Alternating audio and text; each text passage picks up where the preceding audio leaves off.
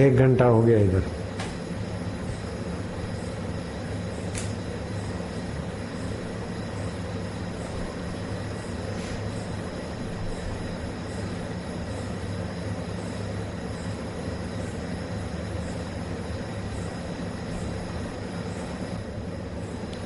जो कभी साथ ना निभाए उसका नाम शरीर है, संसार है।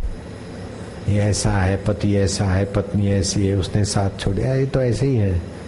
साथ न निभाए उसका नाम संसार, साथ न छोड़े उसका नाम आत्मा, परमात्मा।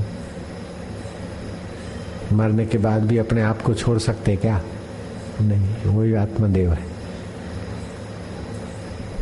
मैं तुझे नहीं जानता हूँ, लेकिन तू तो मुझे जानता नहीं प्रभु। हे नाथ, मैं आपको भूलूं नहीं, तुम्हारी निर्मल कीर्ति को ना भूलूं प्रभु। मैं धर्म से गद्दारी ना करूं, गुरु से गद्दारी ना करूं, अपने आप से गद्दारी ना करूं।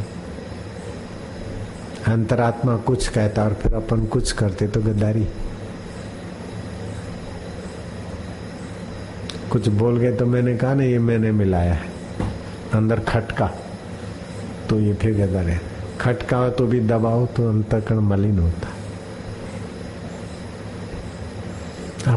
अपने प्रति सच्चे रहो, अपने को तो न जुठलाओ।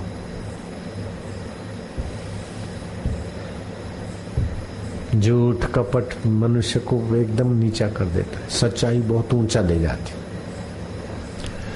वेदांत में 2 विभाग होते हैं, एक प्रक्रिया विभाग, दूसरा सिद्धांत विभाग। विचार चंद्रोदय, विचार सागर, पंचदशी, विचार प्रभाकर, ये सब प्रक्रिया ग्रंथ हैं। और योग वशिष्ठ घटना बताकर सिद्धांत की बात जागृत करता है कि लीलावती थी, उसको अपने पति के साथ बड़ा स्नेह था।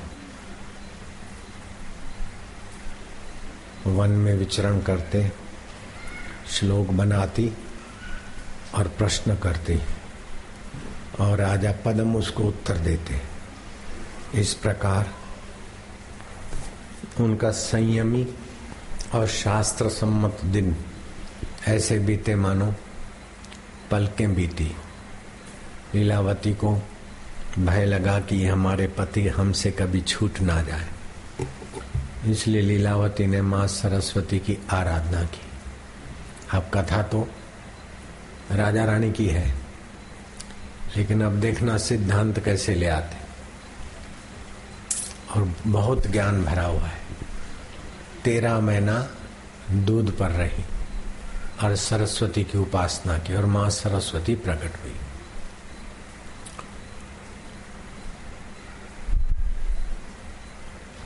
सरस्वती ने वरम ब्रूयात कहा। लीलावती ने कहा कि मातेश्वरी, अगर आप प्रसन्न हैं मेरी उपासना पर, तो मुझे ये वरदान दीजिए कि हमारे पति मेरे से कभी बिछड़े नहीं।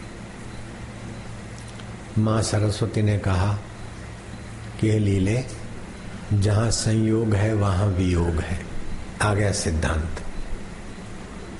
जहां जन्म है वहां मृत्यु है, जहां मिलन है वहां बिछड़न है।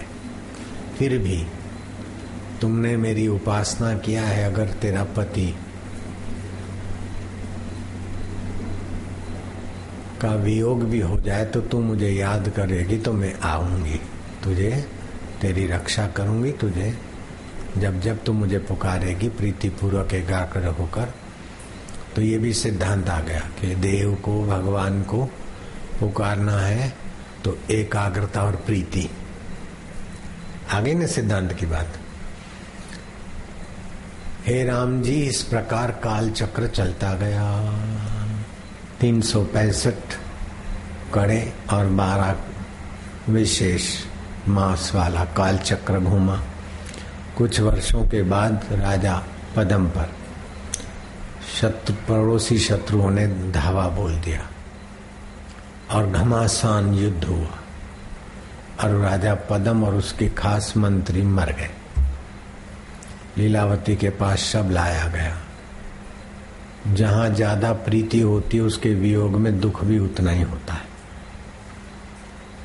इसलिए संयोग से प्रीति, वियोग के दुख की तैयारी। जो मिलने वाले किसी भी वस्तु से, किसी भी व्यक्ति से, किसी भी परिस्थिति से जितनी प्रीति और आसक्ति होगी उतना ही भविष्य में दुख होगा।